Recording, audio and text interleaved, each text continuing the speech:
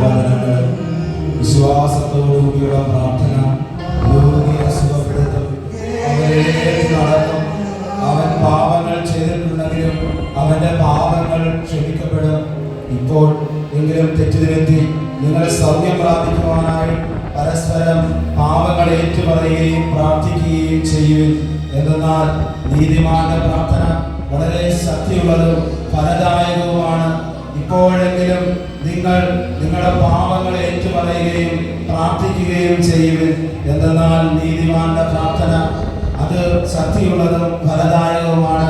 തിരുവചനത്തോട് ചേർന്നുകൊണ്ട് ഈ വചനത്തിന്റെ അരുവിയിൽ നിറഞ്ഞുകൊണ്ട് നമ്മുടെ ജീവിതത്തിന്റെ ഇന്നലകളിൽ കാലിടറിപ്പോയ അനുഭവങ്ങൾ, നമ്മുടെ ജീവിതത്തിന്റെ ഇന്നലകളിൽ വീഴ്ചകളിലേക്ക്, പടുകൂറ്റ വീഴ്ചകളിലേക്ക്, ആഴിയുടെ അഗാധതകളിലേക്ക് വീണുപോയ അനുഭവങ്ങൾ, തെറ്റുകളിൽ നിന്ന് തെറ്റുകളിലേക്ക് ഒന്നായി ഇങ്ങനെ പോയപ്പോൾ ജീവിതത്തിന്റെ അർത്ഥം നഷ്ടപ്പെട്ട്, ജീവിതത്തിന്റെ ലക്ഷ്യം നഷ്ടപ്പെട്ട് ആത്മഹത്യ ചിന്തകൾ ഒക്കെ വന്നു നിൽക്കുന്ന പല മക്കളുടെയും വേദനകളെ നമുക്ക് ചേർത്ത് വയ്ക്കാം.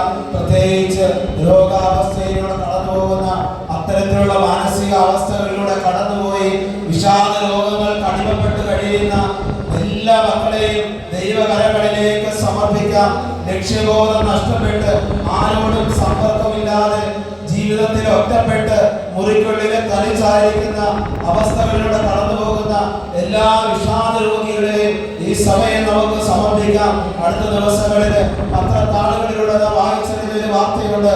കേരളത്തിലാണ് ഇന്ത്യയിൽ ഏറ്റവും കൂടുതൽ ആത്മഹത്യ നടക്കുന്നതിൽ 3-ാം സ്ഥാനത്ത് നിൽക്കുന്നത്. നമ്മൾ പ്രബുദ്ധർ എന്ന് വിളിക്കപ്പെടുന്ന സാക്ഷരതയിൽ 1-ാം സ്ഥാനത്ത് നിൽക്കുന്ന കേരളമാണെന്ന് പറയുമ്പോൾ തല കുനിക്കാൻ നിവൃത്തിയില്ല. അറിവില്ലാഞ്ഞിട്ടാണോ, നമുക്കറിയാനിട്ടാണോ? അല്ല, മറിച്ച് നമുക്ക് ജീവിതത്തിന്റെ പ്രതിസന്ധികളെ, ജീവിതത്തിൽ വരുന്ന പ്രതിബന്ധങ്ങളെ നേരിടുവാനായിട്ടുള്ള കെൽപ്പില്ല.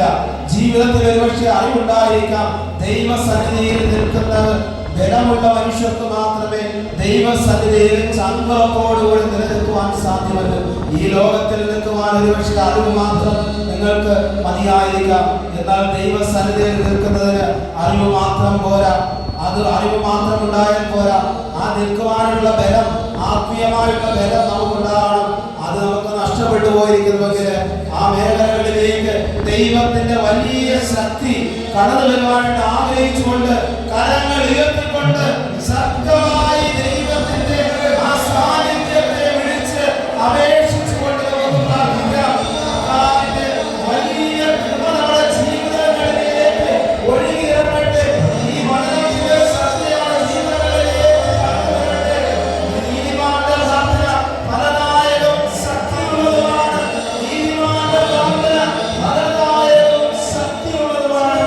ആ പ്രാർത്ഥനയിൽ വിശ്വസിച്ചുകൊണ്ട് ആ ഹൃദയവാദങ്ങളെ ഒന്ന് സമർപ്പിച്ച് പ്രിയപ്പെട്ടവരെ, പലതരമായിട്ടുള്ള അസ്വസ്ഥതകളിലൂടെ കടന്നു പോകുന്ന രോഗികളെ നമുക്ക് പ്രത്യേകമായി സമർപ്പിക്കാം.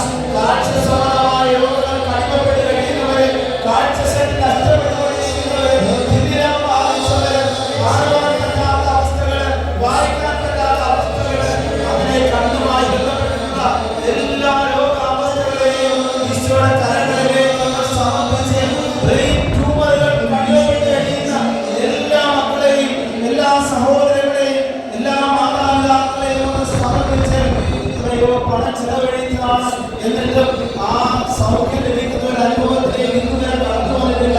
അവരെ ശുശ്രൂഷിക്കുന്ന ഡോക്ടേഴ്സിനെ, നേഴ്സുമാരെ